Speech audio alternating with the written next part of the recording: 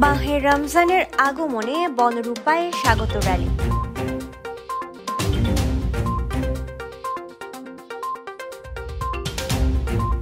পবিত্র মাহে রমজানকে স্বাগত জানিয়ে রাঙামাটি শহরের বনরূপায় স্বাগত র্যালি অনুষ্ঠিত হয়েছে। শনিবার আসরের নামাজের পর বনরূপা জামে মসজিদ হতে র্যালিটি বের হয়ে শহরের গুরুত্বপূর্ণ সড়ক প্রদক্ষিণ করে পেট্রোল পাম্প চত্বরে সমাবেশে মিলিত হয়।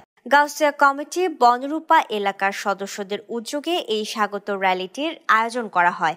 র্যালি শেষে সমাবেশে বক্তব্য রাখেন বনরূপা জামে মসজিদের ইমাম আলহাজ হাফেজ কারি সুলতান মাহমুদ আল কাদরি। তিনি পবিত্র মাহে রমজানে যেসব ব্যবসায়ী দ্রব্যমূল্যের দাম বাড়িয়ে কৃত্রিম সংকট সৃষ্টি করে তাদের বিরুদ্ধে ব্যবস্থা নেওয়ার দাবি জানান। দ্রব্যমূল্য স্থিতিশীল রাখার জন্য প্রশাসনের নজরদারির পাশাপাশি অসামাজিক কার্যকলাপ বন্ধে কঠোর ব্যবস্থা নেওয়ার দাবি জানান তিনি।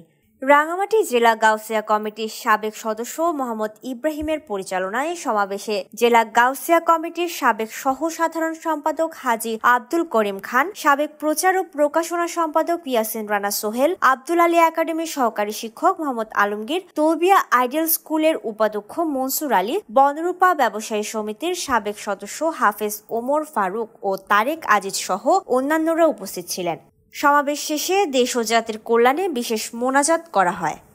Desk report, CHT TV।